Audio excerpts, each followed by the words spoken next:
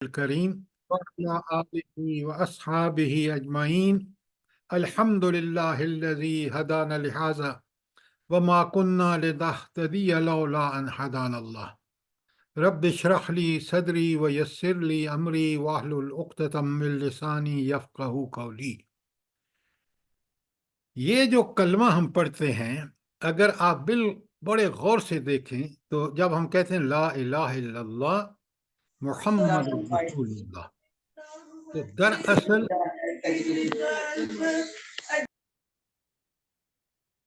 دراصل ہم اللہ تعالیٰ کے ساتھ ایک معاہدہ کر رہے ہوتے ہیں، ایک کانٹریکٹ کر رہے ہوتے ہیں۔ وہ کانٹریکٹ کیا ہے؟ وہ یہی ہے لا الہ الا اللہ محمد الرسول اللہ۔ لا الہ کا مطلب کیا ہے؟ کہ میں اللہ تعالیٰ کے علاوہ کوئی معبود نہیں ہے۔ معبود کون ہوتا ہے؟ معبود وہ ہوتا ہے جس کی انکنڈیشنل، بغیر کسی شرط کے آپ اس کی عبادت کریں، اس کی پرستش و پوجا کریں اور اس کی غلامی کریں۔ اگر آپ یہ مجھے بتائیں کہ اگر ہم اللہ تعالیٰ کی عبادت ان معنوں میں نہ کر رہے ہوں تو پھر ہم کیا کر رہے ہوں گے؟ اس کانٹریکٹ کے خلاف ورزی کریں گے۔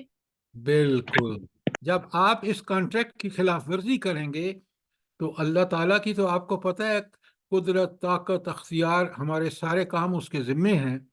جب ہم اس کے کانٹریکٹ کی خلاف ورزی کریں گے تو ہم اس کی محبت سے دور ہو جائیں گے۔ جتنا اس کانٹریکٹ کی خلاف ورزی کریں گے اتنا ہی اللہ تعالیٰ سے دور ہوتے جائیں گے اور پھر اللہ کی لعنت مستحق ہو جائیں گے اور شیطان ہمارا رہنما بن جائے گا۔ کیوں؟ جب اللہ کی پیروی سے ہٹیں گے تو پھر لازماً آپ اپنی خواہشات اور شیطان اس کے پیچھے چلیں گے۔ جب آپ اللہ کی بات نہیں مانیں گے، اللہ کو معبود نہیں مانیں گے، تو بالکل وہی حال ہوگا جو آج ہمارے ملک کا حال ہے۔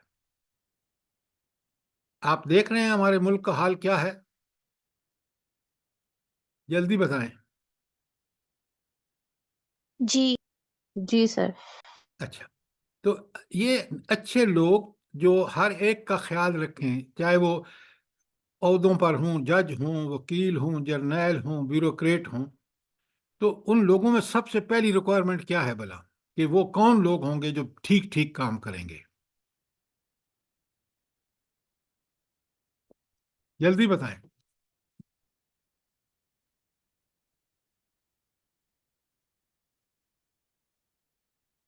جو احکامات اللہ کے مطابق زندگی گزاریں۔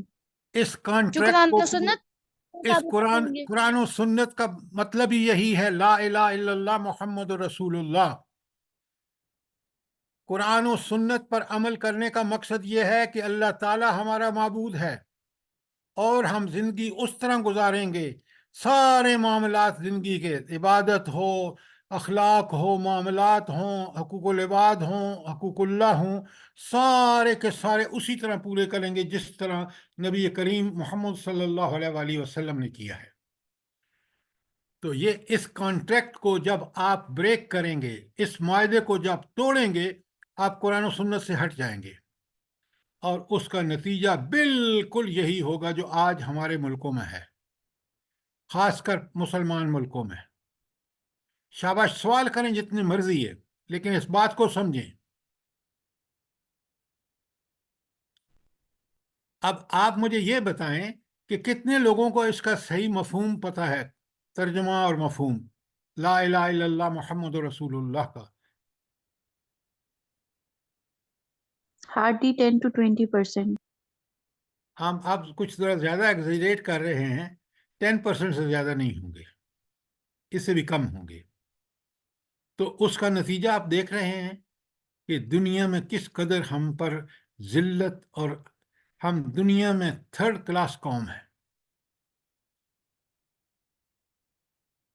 اگر ہم اس کلمے پہ کے مطابق زندگی گزار رہے ہوتے تو آج، ابھی میں نے ویڈیو دیکھ کے میں اتنا پریشان ہوں کہ کس طرح ہندو لڑکے جو ہیں وہ مسلمان مردوں اور عورتوں کے محلوں میں گھس کر ان کو مار رہے ہیں۔ کیا ہم اس کا کوئی اللہ تعالیٰ قیامت کے دن ہم سے نہیں پوچھے گا کہ تم ایٹمی طاقت تھے، تم اتنی بڑی فوج تھی؟ کیا اللہ کے نے ان بندوں کو جو مجبور ہیں، آپ کی ذمہ داری نہیں تھی ان کی ہیلپ کرنی؟ یہ اللہ کی عبادت نہیں ہے؟ بتائیے نا۔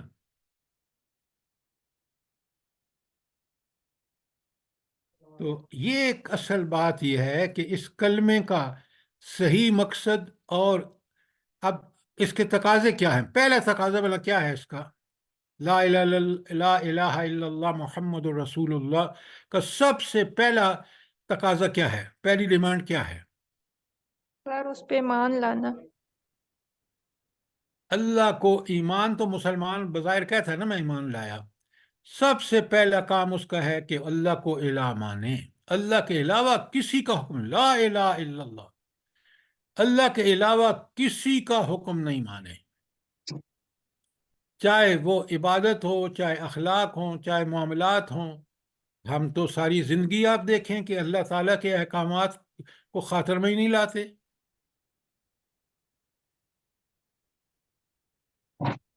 تو یہ دو چیز آپ کا ہینڈ آؤٹ مل چکا ہے۔ لا الہ الا اللہ مقصد زندگی ہے، یہ میں نے اب پوری زندگی میں اللہ ہی کی عبادت کرنی ہے، کسی اور کی نہیں کرنی۔ اور کس طرح سے یہ عبادت کرنی ہے جلدی بتائیں۔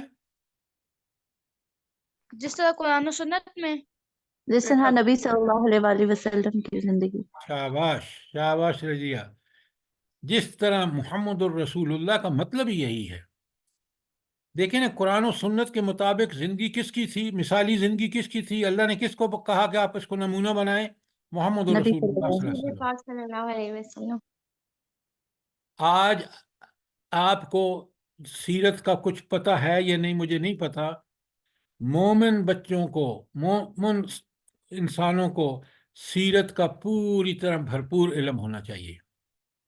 اگر وہ ہمارے نمونہ ہیں تو پھر تو ہمیں اس نمونے کو پوری طرح سمجھنا چاہیے۔ اس پہ کوئی سوال پہلے کریں، شاباش، جو الجھن ہو آپ مجھے بتائیں۔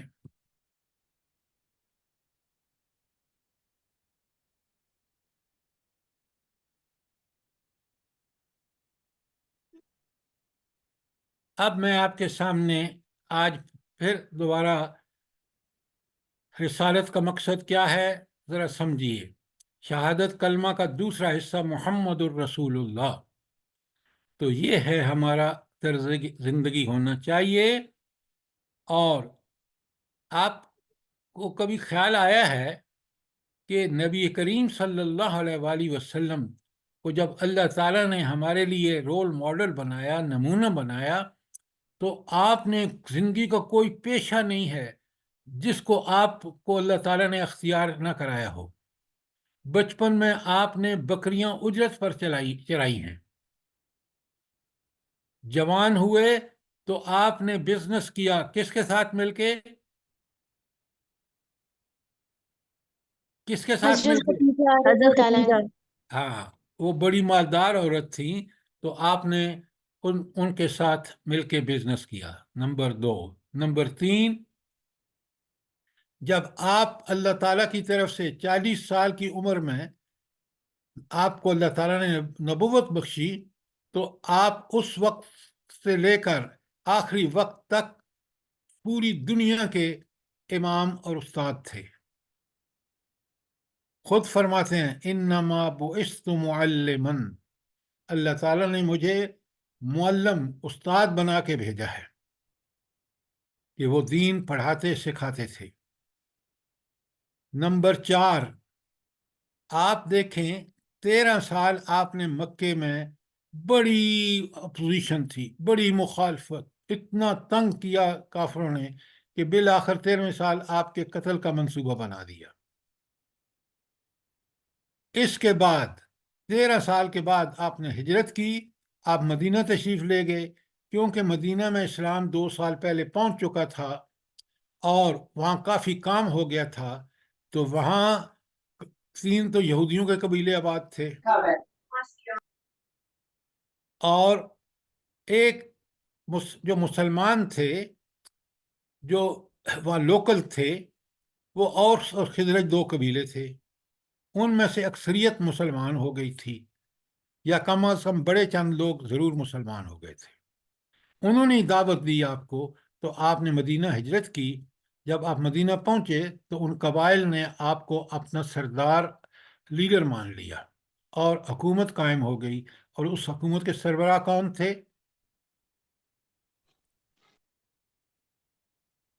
कौन थे उस हुकूमत के सरबराह? नबी करीम सल्लल्लाहु नबी अलैहि करीम वसल्लम। सल्लल्लाहु अलैहि वसल्लम। अब इतनी देर में आप जवाब देते हैं, ये तो सब आपको पता होना चाहिए।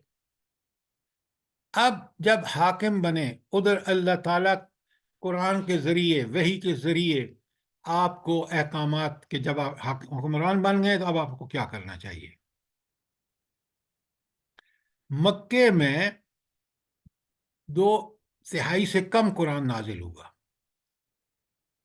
13 साल में, और 1/3 से थोड़ा ज्यादा मदीने में नाजिल हुआ।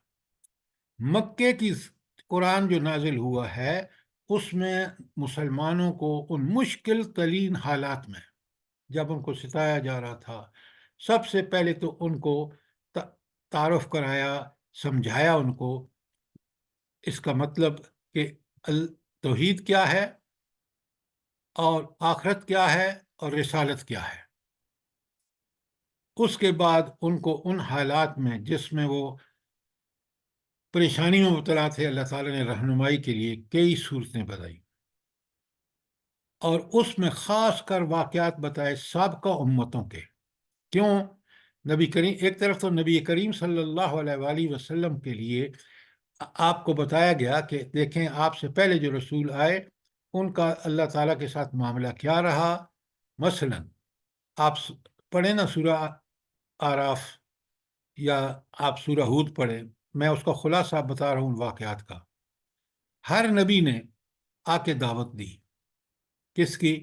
इसी की, ला इलाहा इल्लल्लाह की, कि अल्लाह के अलावा कोई माबूद नहीं। या कौम इबुदुल्लाह, ए मेरी कौम के लोगों, अल्लाह की, सिर्फ अल्लाह की इबादत करो।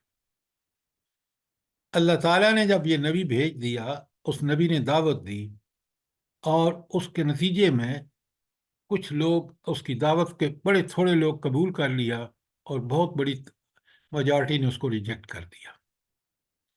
फिर भी अल्लाह ताला ने मोहलत दी, नबी की दावत देता रहा, और बिल आखिर अल्लाह की सुन्नत यह है कि जब मोहलत से भी फ़ायदा नहीं उठाते तो उन सब कौमों को अल्लाह ने तबाह बर्बाद कर दिया। इसका पूरा बयान कुरान में मौजूद है। ये कुरैश को उस वक्त नबी सल्लल्लाहु अलैहि वसल्लम कुरैश में नाजिल हुए थे, तो कुरैश को ये बात अच्छी तरह बता दी गई कि देख लो, ये है अल्लाह ताला की सुन्नत। अगर तुम इस नबी की बात नहीं मानोगे, ढील तुम्हें जरूर मिलेगी, लेकिन अजाब तुम पर आके रहेगा। तो ये अल्लाह की दायमी सुन्नत है। और आज भी याद रखें, हमें मोहलत मिली हुई है। अगर इस मोहलत से फ़ायदा नहीं उठाया तो अल्लाह ताला का अजाब फिर आके रहेगा। इतनी बात मैंने की, इस पे सवाल करें, शाबाश। फिर आगे चलते हैं ताकि बात सर आपको क्लियर हो जाए।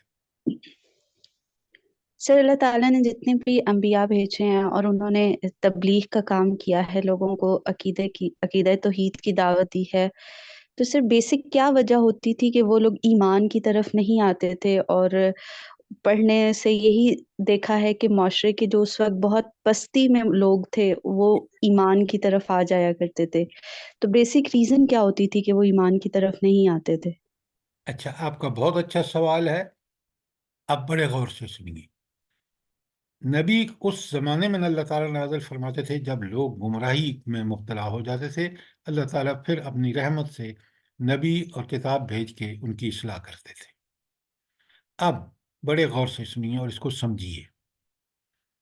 आपके पास जितने बच्चे हैं, या जो आप बच्चे यहाँ बैठे हैं, इनकी फितरत अल्लाह ने रख दिया है, ये नेकी को पसंद करते हैं और बुराई से नफरत करते हैं। ये बात समझ आ रही है आपको? ठीक बात है। जी जी बिल्कुल।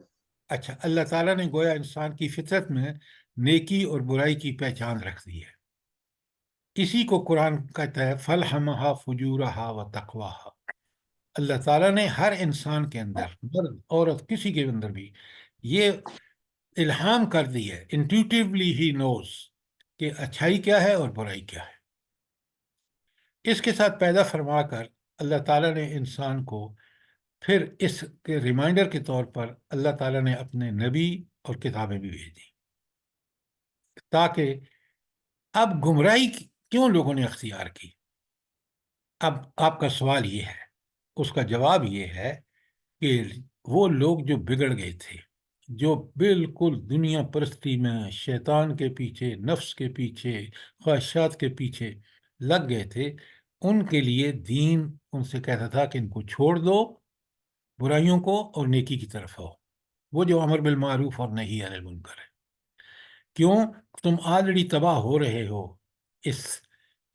ان قرآن کو، سنت کو چھوڑ کر، نبی کی تعلیم، اللہ تعالیٰ کی ہدایت کو، اور جو نبی کی تعلیم ہے اور اس کے عمل کو پہ عمل نہیں کر رہے ہو، تو اس سے باز آ جاؤ، ورنہ تم آلریڈی تباہی میں ہو، پھر ایک دم اللہ تباہی لائے گا اور تم ختم ہو جاؤ گے۔ تو ان کی جو نافرمانی کی وجہ ہے اکثریت کی، وہ یہ تھی کہ انہوں نے برائی پر رہنا پسند کیا، کیونکہ برائی سے ان کو فوری فائدہ ہو رہا تھا۔ فوری فائدہ کیا مطلب ہے؟ کہ لوٹ مار کی، پیسہ آ گیا، قتل و غارت کی، تو اور لوگوں نے کہا کہ ہو اس سے بچ رہو، تو اس سے معاشرے میں فساد پیدا ہو گیا۔ معاشرہ بالکل، آج اپنا معاشرہ دیکھ لیا، جب عدالتیں یہ فیصلے کریں گی، جب حکمران ایسے ہوں گے، تو آپ دیکھ رہے ہیں۔ اب آج بالکل سمجھ آ جانا چاہیے آپ کو، ہمارے پاس قرآن اب اللہ نے محفوظ ترین ہمیں ہاتھ میں دے دیا، اور نبی کریم صلی اللہ علیہ وسلم کی پوری زندگی ہمارے سامنے ہے، پھر ہم کیوں نافرمانیاں کر رہے ہیں؟ اکثریت کیوں کر رہی ہے؟ وہ بالکل وہی وجہ جو میں نے آپ کو بتائی ہے۔ بات سمجھ آئی کہ نہیں آپ کو؟ جی بالکل، جزاک اللہ۔ اور کوئی سوال؟ شاباش سر میرا ایک سوال ہے۔ جی۔ سر جب ہم کوئی گناہ کرتے ہیں اور ہمیں کیسے پتہ چلے گا کہ اللہ تعالیٰ ہم پہ عذاب بھیجنے لگے ہیں یا ہم ہماری عبادت قبول نہیں کر رہے؟ بیٹا یہ بڑی آسان بات ہے، مجھے یہ بتائیں، کبھی آپ نے غلط کام کیا ہو تو اندر سے آپ کو، آپ کے ضمیر نے، کانشیس نے آپ کو روکا نہ ہو کہ یہ برا کام ہے، تم کیوں کر رہے ہو؟ ایسا ہوتا ہے نہیں ہوتا؟ ہوتا ہے سر۔ یہ وہی بات ہے جو میں نے ابھی پہلے جواب میں کہی ہے، کہ اللہ تعالیٰ نے پہچان رکھ دی ہے ہر آدمی کے، کہ برائی کیا ہے اور نیکی کیا ہے۔ لہذا جب ہم برائی کر رہے ہوتے ہیں تو شروع میں تو ہمارا ضمیر خوب ملامت کرتا ہے کہ باز آ جاؤ، ہم کہتے ہیں نہیں نہیں چھوڑ، اندر سے جو آواز آئی ہے اس کو دبا دیتے ہیں، اور برائی اس لیے کرتے ہیں کہ ہمیں فائدے ہوتے ہیں فوری طور پہ، لیکن وہ فائدے ایٹ وٹ کاسٹ؟ کہ معاشرے میں جھوٹ کا رواج، رشوت کا رواج، یہ سب ہم برائیاں کر رہے ہوتے ہیں۔ لہذا انسان کو چاہیے برائی سے اس لیے بچے کہ اس برائی سے میں نہیں، اب دیکھیں ہم کنسٹنٹلی برائی کر رہے ہیں، تو آج آپ جس ماحول میں رہ گئے رہے ہیں، آپ کو فکر ہے کہ میری کس طرح میں اپنے آپ کو محفوظ کروں، کس طرح میں اچھی چیز خریدوں، کس طرح میں اچھے اسکول میں پڑھوں، یہ سب چیزیں ناپید ہیں یا نہیں ہیں؟ جلدی بتائیں۔ ہیں سر۔ جی ہے۔ تو یہ ہے وہ چیز، جو نیکی کریں گے تو آپ ایسے انسان بنیں گے جو بہترین، اگر بچے ہیں آپ تو بہترین بیٹا بیٹی ہوگا، اگر بڑے ہو کے جوان ہوئے ہیں تو بہترین بیوی اور خاوند ہوں گے، اور باپ، جب باپ بنیں گے تو آپ بہترین باپ ہوں گے، کیونکہ آپ اللہ کے لا الہ الا اللہ کو کے کانٹریکٹ کو آپ اب پوری طرح پابندی کر رہے ہوں گے۔ جب اس کو چھوڑیں گے، یہ آپ کے سامنے حالات ہیں، آپ آنکھیں کھول کے دیکھ لیں معاشرے کو۔ بات کلیئر ہے نہیں؟ جی اچھا، اور کوئی سوال؟ جی سر۔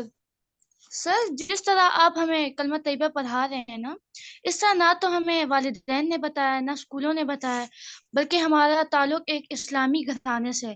تو اس میں سر کس کا قصور ہے؟ معاشرے کا قصور ہے یا ہمارا قصور ہے؟ بیٹا بہت اچھا سوال کیا آپ نے. سب سے بڑا قصور والدین کا ہے. کیوں؟ بچہ ان کے سامنے، آپ جب پیدا ہوتے ہیں نا، میں اس سارے مراحل سے گزرا ہوں. آپ ارلی چائلڈہڈ میں آپ کا سب سے بڑا رول ماڈل کون ہوتا ہے؟ ارلی چائلڈہڈ جی، والدین. ماں. وہ آپ کو دودھ پلاتی ہے، شفقت سے پیش آتی ہے. تو سب سے ارلی چائلڈہڈ میں سب سے زیادہ محبت ماں سے ہوتی ہے. اب آپ ہو گئے 4-5 سال کے، تو آپ کا رول ماڈل کون ہوتا ہے؟ باپ. باپ. بالکل ٹھیک کہا آپ نے. اگر وہ آپ کے ارلی چائلڈہڈ میں ماں دیندار ہوتی، آپ کو دین سکھاتی، دین پر آپ کے سامنے عمل کرتی، اور جب 5-6 سال کے ہوئے ہیں تو آپ کا والد جو آپ کا رول ماڈل تھا وہ آپ کو دین سکھاتا، دین پہ عمل کرتا، آپ اس کو آنکھوں کے سامنے دیکھتے، تو آپ کی پرورش ایک ایسے ماحول میں ہوتی کہ اس کو چائلڈہڈ کے اندر آپ کو ساری دین کی چیزیں اس پہ عمل کرنے میں بن جاتے. تو اس لیے میں کہہ رہا ہوں کہ والدین کا قصور ہے. اس کے بعد والدین آپ تھوڑے بڑے ہوتے ہیں، جیسے ابھی آپ نے کہا کہ بھائی ہمیں یہ چیزیں آپ کے والدین کو بتانا ان کا فرض ہے، کہ وہ آپ کو یہ لا الہ الا اللہ محمد الرسول اللہ جو ہم نے پڑھا ہے، اور یہی ہمارا اللہ سے عہد ہے، اگر ہم اس کی خلاف ورزی کریں گے اللہ ناراض ہوگا، اور اگر اس کا پابندی کریں گے اللہ راضی بھی ہوگا، اور اللہ دنیا میں بھی ہمیں برکتیں دے گا اور آخرت میں بھی. تو پہلا قصور ہے والدین کا، دوسرا قصور ہے استادوں کا، تیسرا قصور ہے معاشرے کا، آپ کا پڑوسی، جو بازار جہاں گندگی ہے وغیرہ وغیرہ. تو یہ اس طرح آپ دیکھ رہے ہیں کہ یہ اثر برائی کا پھیلتا چلا جاتا ہے. ٹھیک ہو گیا؟ میں نے کہا جی سر. کوئی سوال نہیں ہے؟ سر میرا ایک سوال ہے.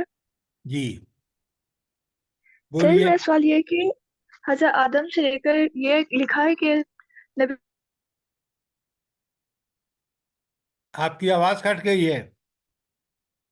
کے وسلم تک آنے والے تمام انبیاء کی دعوت. سر میرا کوشچن یہ ہے کہ حضرت آدم سے لے کر ادھر سامنے لکھا ہے کہ حضرت آدم سے لے کر نبی کریم صلی اللہ علیہ وآلہ وسلم تک آنے والے تمام انبیاء کی دعوت کلمے کا پہلا حصہ لا الہ الا اللہ تھا. تو سب انبیاء کا اگر یہی ایم تھا تو پھر آپ صلی اللہ علیہ وسلم کو آخری نبی کیوں کہا جاتا ہے؟ انہی کی تعلیمات پر عمل کیوں کیا جاتا ہے؟ Very good, excellent question. Allah تعالیٰ نے، بیٹا بہت غور سے سنیں، حضرت آدم ایک انسان تھے، اماں ہوا ان کے ساتھ تھی، وہ زندگی بڑی سمپل تھی، تو ان کو ایک اللہ لا الہ الا اللہ کی ضرورت تھی. ان کے پاس بندے تھوڑے سے تھے، لہٰذا وہاں جو احکامات آئے وہ محدود آئے. اس سے آگے بڑھیں تو حضرت ابراہیم علیہ السلام کا زمانہ آیا، پھر اسی طرح انبیاء کا، تو انسانیت، معاشرہ ترقی کرتی چلی گئی. اور بالآخر جب حضور نبی کریم صلی اللہ علیہ وآلہ وسلم کا دور آیا تو انسانی معاشرہ جو تھا وہ ہر حال سے مکمل ہو گیا تھا دنیاوی نقطہ نظر سے. تو اس وقت اللہ تعالیٰ کی علم اور حکمت کا یہی فیصلہ ہوا کہ اب نبوت کی ضرورت نہیں ہے، یہ آخری نبی اور آخری دین، آخری کتاب کی حفاظت خود لے لی قرآن کی، اور آخری نبی کے بارے میں ساری معلومات آپ کو اللہ نے انتظام فرمایا وہ مل رہی ہیں. تو اس لیے اللہ تعالیٰ نے یہ اپنے علم اور حکمت کی بنیاد پر فیصلہ فرمایا کہ اب معاشرے کو مکمل ہدایت قرآن اور سنت میں دے دی گئی ہے. اگر کوئی مسائل آئیں گے تو انشاءاللہ وہ اسی کی روشنی میں لوگ جو ہیں، مومن جو ہیں، علماء جو ہیں، وہ اس کو حل کر لیں گے. تو اس لیے اللہ تعالیٰ نے یہ، کیونکہ دنیا کو اللہ نے اینڈ کرنا ہے. دنیا کو اللہ نے کیوں ختم کرنا ہے بھلا؟ کیا مقصد ہے اس کا کہ دنیا قیامت آئے گی؟ کیوں آئے گی؟ جلدی بتائیں. حساب کتاب کے لیے. آپ، اللہ نے حساب لینا ہے. بالکل آپ نے ٹھیک کہا کہ رب العالمین نے ہم سے پورا پورا حساب ایک ایک عمل کا لینا ہے. یہ دنیا اللہ نے بنائی اسی لیے ہے. اب میں آیتیں پڑھ کے سناؤں گا تو آپ کیونکہ ذرا ابھی چھوٹے ہیں اللہ تعالیٰ فرماتے ہیں خلق الموت والحیات لیبلوکم ایکم احسن عملا، میں نے زندگی اور موت بنائی اسی لیے کہ میں دیکھوں، میں تمہارا امتحان لوں کہ کون بہترین عمل کرتا ہے۔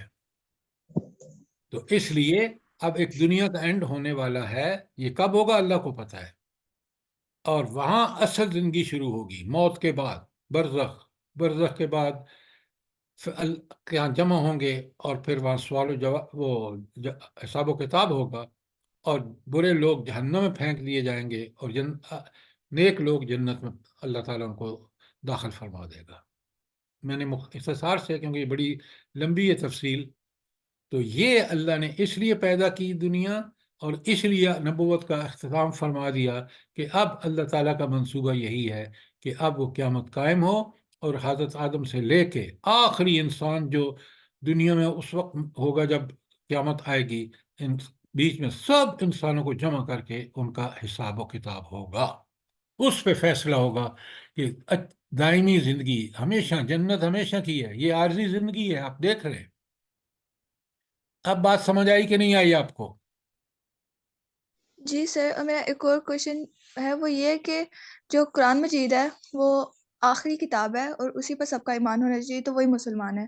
تو اس کی ایک اور وجہ یہ ہے کہ اللہ تعالیٰ نے اس کا ذمہ خود لیا ہے، اور آسلم کے آخری نبی ہونے کی وجہ یہ ہے کہ جو حضرت عیسیٰ علیہ السلام کی کتاب تھی اس میں چینجز آ گئے ہیں۔ ہاں، بڑے غور سے سنیے بیٹا، بہت اچھا سوال کیا آپ نے۔ دیکھیے، جتنی کتابیں پہلے نازل ہوئی ہیں نا، مثلا میں مشہور کتابیں آپ کو بتاتا ہوں، تفصیل میں نہیں جاتے۔ حضرت موسیٰ علیہ السلام پر تورات نازل ہوئی، حضرت عیسیٰ پر علیہ السلام پر انجیل نازل ہوئی، اور ان دونوں کتابوں کی حفاظت اللہ تعالیٰ نے اپنے ذمے نہیں لی۔ کیوں؟ اصل میں تو حفاظت اللہ تعالیٰ نے ذمے قرآن کے اس لیے لی کہ قیامت تک اب اس نبی تو آنا کوئی نہیں ہے، تو لہٰذا ان لوگوں نے، یہودی جو تورات کے ماننے والے تھے، عیسائی جو بائبل کے انہوں نے اس میں بڑی تعریف کی ہے۔ وہ بھی قرآن آیا تو پتہ چلا کہ انہوں نے یہ چیزیں تو تبدیل کر دی ہیں، لیکن قرآن کیونکہ آخری کتاب ہے، محمد رسول اللہ صلی اللہ علیہ وسلم آخری رسول ہیں، تو ان کے بارے میں ہر ایک چیز اللہ نے محفوظ کر دی ہے، تاکہ مسلمانوں کو علم قرآن سے حاصل کریں، اور اس پہ عمل کس طرح کرنا ہے وہ نبی کریم صلی اللہ علیہ وسلم کو دیکھ کے کریں۔ سوال کلیئر ہے؟ جی سر۔ سر ماشاءاللہ آج یہ بہت ایکٹیو ہوئے ہیں بچے سارے، اور بہت خوبصورت سوال جواب کر رہے ہیں۔ الحمدللہ، اللہ تعالیٰ ان کو توفیق دے۔ دیکھیں، اللہ تعالیٰ سب سے پہلے ان کے والدین کو توفیق دے کہ کتنے اچھے بچے ہیں، ان کی تربیت کریں۔ سر ایک اور کوشچن ہے۔ جی، سر وہ کوشچن یہ ہے کہ پچھلی جو قرآن مجید سے پچھلی کتابیں ہیں ان میں چینجز، یہ تو ظاہری بات ہے کہ ان کے دور کے بعد لوگوں نے خود ہی کی ہیں، تو سر جن لوگوں نے چینجز کیے ہیں ان کو خود نہیں مطلب یہ ہوتا تھا کہ ہم حق کو باطل قرار دے رہے ہیں اور آگے آنے والوں کے لیے غلط ثابت ہوگا؟ Very good, very good. اچھا، آپ کو میں ایک مثال سے سمجھاتا ہوں، پھر بات آپ کو سمجھ آ جائے گی۔ آپ نے دیکھا کہ ہم اس پاکستان میں اللہ کے حکم کے خلاف کام کر رہے ہیں، نہیں کر رہے؟ سود کھا رہے ہیں مثلا، ایسا ہی ہے؟ جی سر۔ اچھا، نمبر 2، اب افغانستان میں مجاہدین کی لڑائی ہو رہی ہے امریکہ سے، جو کافر ملک ہے۔ آپ مجھے بتائیں ہمیں کس کی مدد کرنی چاہیے تھی؟ افغان افغانستان۔ امریکہ، ہم نے کس کی مدد کی؟ کس کی مدد کی؟ امریکہ کی۔ ہاں، باطل۔ قرآن کی خلاف ورزی کی نا ہم نے۔ جی سر۔ اچھا، اب اللہ نے حفاظت نہ لی ہوتی نا، تو یہ ہمارے حکمران ایک دوسرا قرآن چھاپ دیتے، اس میں جہاد و قتال کو نکال دیتے، اس میں سود کو حلال قرار دیتے۔ یہ ہے وجہ کہ کیوں یہود و نصارہ نے تبدیلیاں کی ہیں، کہ وہ برے کام کرتے تھے جس طرح آج ہمارے لوگ کر رہے ہیں، اور کیونکہ اللہ نے ذمہ لیا نہیں تھا، انہوں نے سود کو حلال کر لیا اپنے لیے. جہاد فی سبیل اللہ کا نام ہی نہیں ہے وہاں پر. اور حتیٰ کہ حضرت عیسیٰ علیہ السلام کو خدا بنا ڈالا، جبکہ اللہ کے علاوہ کوئی معبود نہیں ہے. اور دیکھیں نا، تبدیلی اس لیے کرتے ہیں کہ مثلا عیسائی کہتے ہیں کہ بھائی کیونکہ وہ سولی پہ چڑھ گئے ہیں حضرت عیسیٰ علیہ السلام، اب قیامت میں ہمیں کوئی پوچھے گا نہیں. ہم جتنی برائیاں مرضی کر لیں، ہمارے گناہوں کا کفارہ کیا ہو گیا تھا کہ حضرت عیسیٰ سولی پہ چڑھے گئے تھے. یہ ہے وجہ کہ کیوں لوگوں نے تحریف کی ہے کتابوں کے اندر. قرآن کا اب بڑا کمال ہے بیٹا. میں آپ کو بتاؤں، میں امریکہ میں پڑھا ہوں، یورپ میں ملازمت کی ہے، افریقہ میں ملازمت کی ہے. میں نہیں گیا تو ادھر جاپان وغیرہ کی طرف نہیں گیا. جہاں میں نے نماز پڑھی ہے مجھے ایسا لگتا تھا کہ بالکل زبر زیر کے ساتھ یہ وہی قرآن ہے جو پاکستان میں مسجد میں پڑھا جاتا ہے. تو اس لیے یہ اللہ کا کرم ہے کہ اس نے اس کتاب، ورنہ آپ کو جیسے میں نے بتایا ہے کہ یہ ظالم حکمران جو تھے یہ اللہ کی کتاب میں تحریف کر دیتے برے کاموں کی جسٹیفائی کرنے کے لیے، تاکہ عوام الناس بالکل انہی کی بات سمجھیں. قرآن میں گویا نعوذ باللہ ایسی تبدیلی کریں کہ تاکہ لوگ سمجھیں کہ یہ تو قرآن کے مطابق کر رہے ہیں. اب بات سمجھ آئی کہ نہیں آئی؟ جی سر، اور سر ان کے یہ کتابیں ان میں تبدیلی کرنے کی ایک وجہ یہ بھی تھی کہ ان کو وقتی طور پر فائدہ ہو، اور پھر بھی انہوں نے یہ نہیں دیکھا کہ آگے آنے والی نسل جنہوں نے ان کتابوں کی پیروی کرنی ہے ان کو کتنا نقصان ہوگا.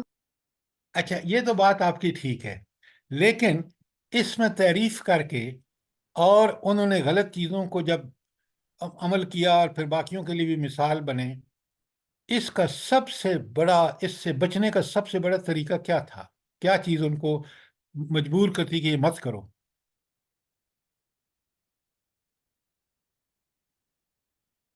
آج یہ مسلمانوں کو بھی مسئلہ ہے بچوں، اس کو اچھی طرح سمجھیں.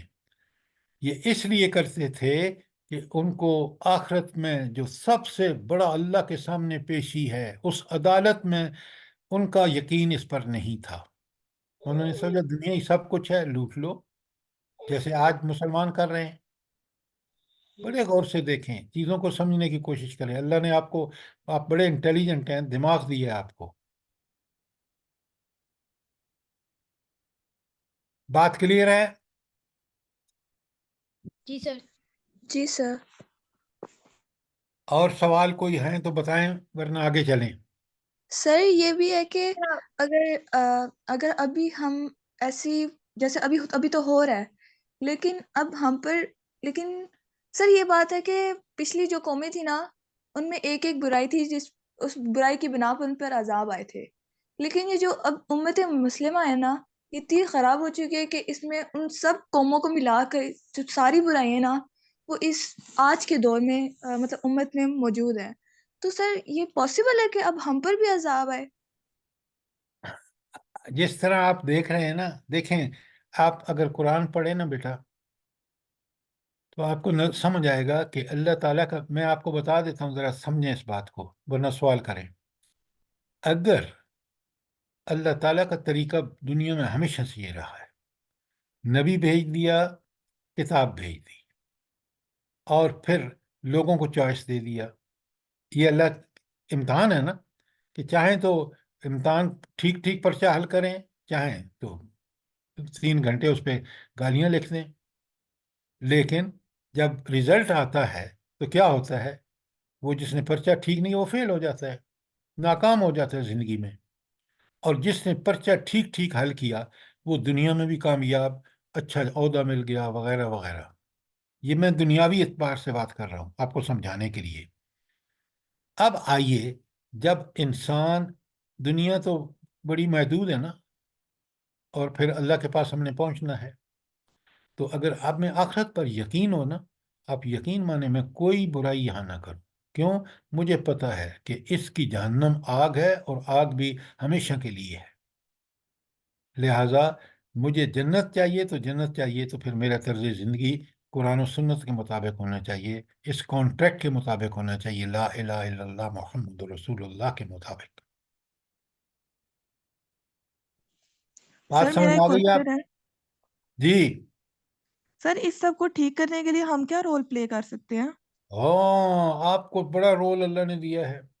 وہ رول یہ ہے کہ جس طرح ہم اس پروگرام میں لوگوں کو دین کی پوری طرح قرآن و سنت کے کھول کھول کے بتا رہے ہیں، سب سے پہلے کہ ہم خود اس پر عمل کریں۔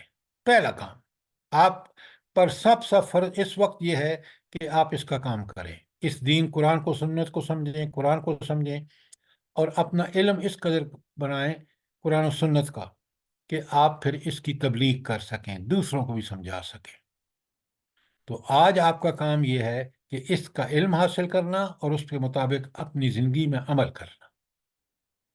جب آپ بڑے ہوں گے، جس طرح اب میں کر رہا ہوں، آپ کو بالکل یہی کرنا چاہیے کہ اس طرح اب ٹیکنالوجی کے دیکھیں کتنا آسان ہے، آپ اپنے گھر میں بیٹھے ہیں، میں اسلام آباد میں بیٹھا ہوں، اور آپ قرآن و سنت کا علم حاصل کر رہے ہیں۔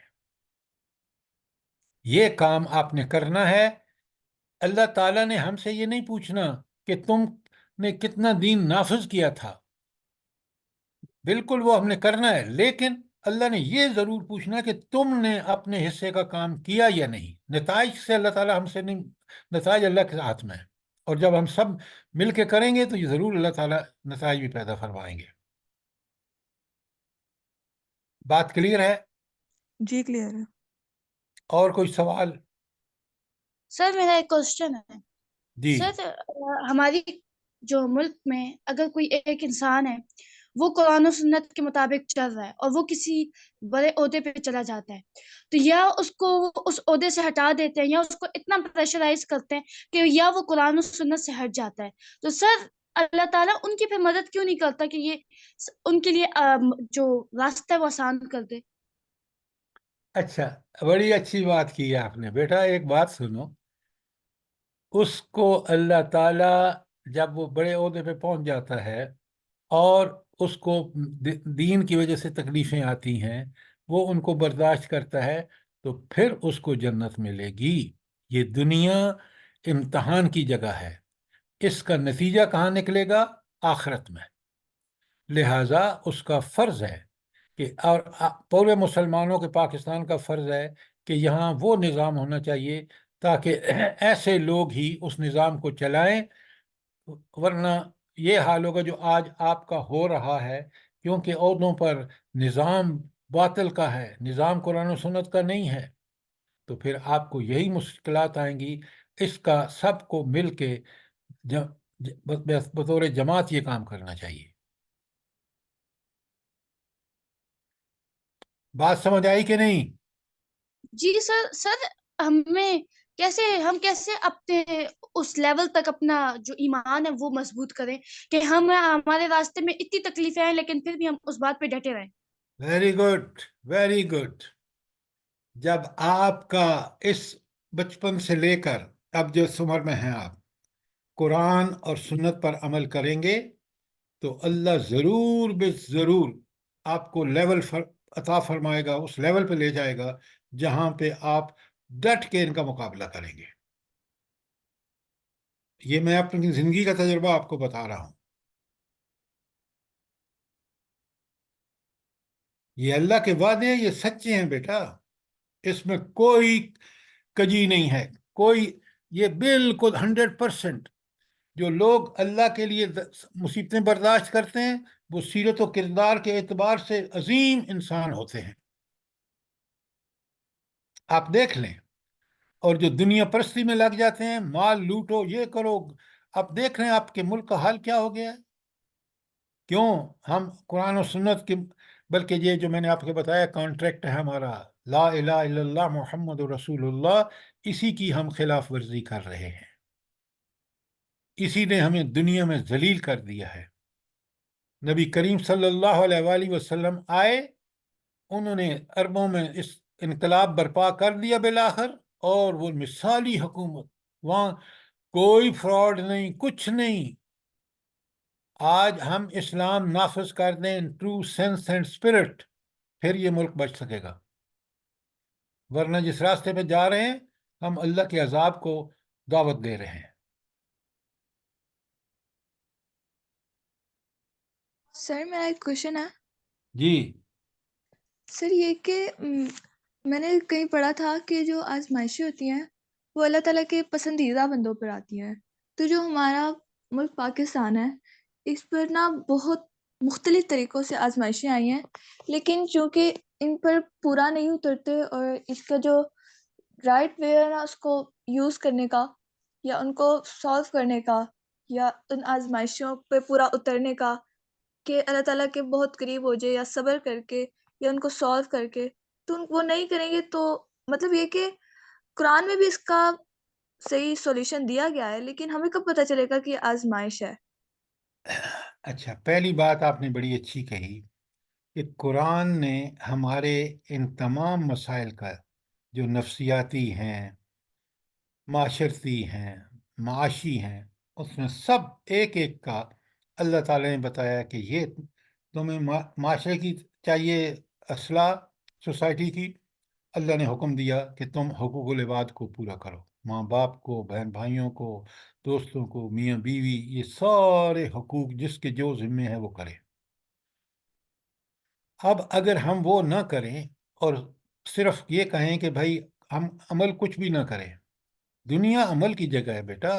دنیا میں اگر آپ عمل ٹھیک کریں گے یہاں بھی نتائج بہتر، وہاں بھی بہتر.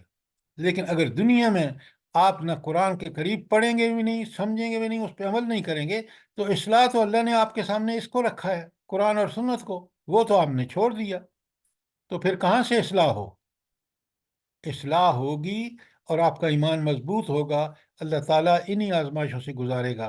اور جب ایمان دیکھیں، میں آپ کو بتاؤں میں آزمائش کیا ہوتی ہے. آپ نے جناب دین پر چلنا شروع کر دیا تو آپ ہی کے دوست آپ سے کیا کہیں گے؟ او یہ مولوی بن گیا ہے، یہ طالبان ہو گیا ہے. ایسا ہوتا ہے نہیں ہوتا؟ بتائیں مجھے. جی ہوتا سر ہے. سر وہ کہتے ہیں اور بہت زیادہ. کہ ہو کے اوپر ہے. تو یہ ہے وہ آزمائشیں جن کا آپ نے بڑے خندہ پیشانی سے، صبر سے اللہ کے راستے پہ چلتے رہنا ہے. وہیں سے آپ کا سیرت اور کردار بنے گا. جب آپ کو بہت مال اور عہدے ملتے ہیں تو آپ دیکھ رہے ہیں کہ مسلمان آج کیا کر رہا ہے.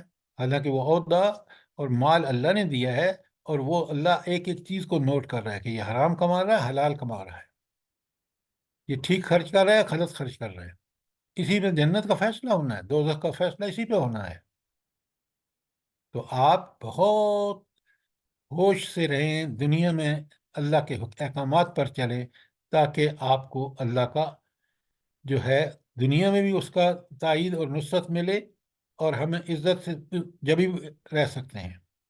ورنہ آپ دیکھیں مٹھی بھر یہودی اگر سارے عرب مل کے پیشاب کریں نا تو وہ اتنے کم ہیں کہ وہ ڈوب جائیں گے اس میں. پورے عرب جو ہیں وہ بجائے مجاہدین کا ساتھ دینے کے، حکومتیں جو ہیں وہ امریکہ کے کہنے پر یہودیوں کا ساتھ دے رہے ہیں. تو اللہ ایسی قوم کو عزت دیتا ہے کہ اللہ قرآن میں کہتا ہے میرے دشمن اور تمہارے دشمن. تو یہ کافر، یہ ہندو، اب ہمارے دوست نعوذ باللہ ہندو بھی ہیں اور کافر بھی ہیں. تو اس لیے اگر آپ چاہتے ہیں کہ عزت، تو عزت اس کلمے کو، اس کے تقاضوں کو پورا کرنے میں ہے. تاریخ آپ کے سامنے ہے.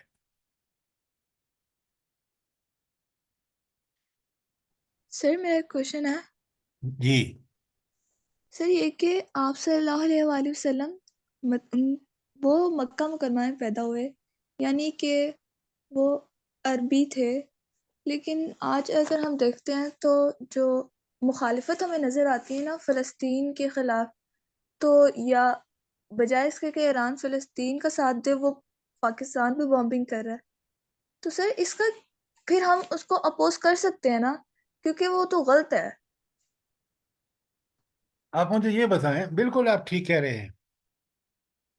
مجھے یہ بتائیں کہ ہمارا پہلا فرض، یہ تو حملہ اب ہوا ہے نا، ہم نے کہاں تک مظاہرے کیے ہیں، کہاں تک ہم نے مدد کی ہے مجاہدین غزہ کی، حماس کی ہے ہم نے؟ بتائیں. No sir. बिल्कुल भी नहीं। तो हम मुजरिम हैं। अब ये लड़ाई जो चाहे पाकिस्तान ईरान पाकिस्तान पे करे या पाकिस्तान ईरान पे, ये सब कुफर की लड़ाइयाँ हैं, ये गलत है सब। मुसलमानों को तो एक मुत्तहिद होना चाहिए। वअतसिमू बिहब्लिल्लाहि जमीआ, सारे मिल के अल्लाह की रस्सी कुरान को पकड़ो, इसका इल्म हासिल करो, उस पर अमल करो, इसके अहकामात पे चलो। बात क्लियर है? जी सर। अच्छा, अब मैंने ये फैसला किया है कि आप लोग अभी इम्तहान वहाँ से फारग हो जाएं, और जब आपकी समर वेकेशन हो तो मैं जब तक 20 आदमी होंगे तो मैं कोर्स शुरू कर दूंगा। आपके यहाँ अब तादाद दिन ब दिन कम हो हो रही है, मुमकिन है। असल बात तो यह है कि वालिदैन को उसमें दिलचस्पी लेनी चाहिए, उन्हें तरबियत करनी चाहिए, और ये हमारा बेहतरीन तरबियती प्रोग्राम है। तो अब आज के बाद लेक्चर होंगे जब समर वेकेशन आपकी होगी।